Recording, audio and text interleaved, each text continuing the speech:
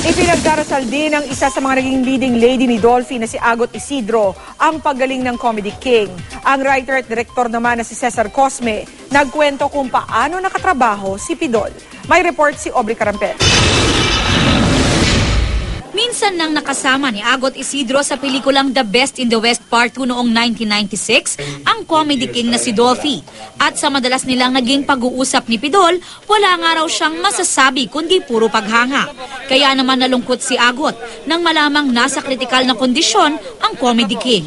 Mabait siyang tao, sobra. He's a gentle, generous person and talagang a true artist. Nalulungkot ako hanggang ngayon, pero just praying even for his family. Actually, more so for his family.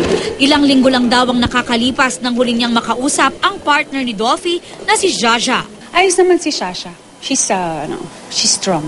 Isa rin ang writer at director na si Cesar Cosme sa mga nakatrabaho ng Comedy King. Kwento ni Direk Cesar, nabuo ang pangalang pinasikat ni Dolphy na Kevin Cosme sa biruan. Kevin Cosme raw kasi ang tawag niya sa kanyang sarili noon base sa Hollywood actor na si Kevin Costner.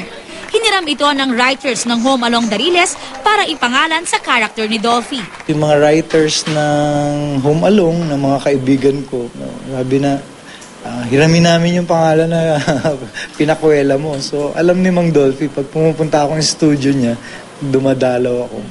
Ito yung original, sabi niya. Naging writer din ng ilang episodes ng sikat na sitcom ng John and Marcia si Direk Cesar.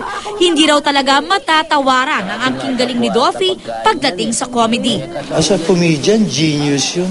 Sa tingin ko nga, yung pagka-genius din ni Mang Ading Fernando sa pagsusulat, parang tomerno lang at mas gumaling si Mang Ading dahil katrabaho niya.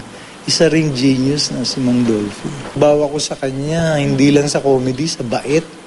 Sobrang bait ni Mang Dolphy. Aubrey Carampel, nakatutok, 24 oras.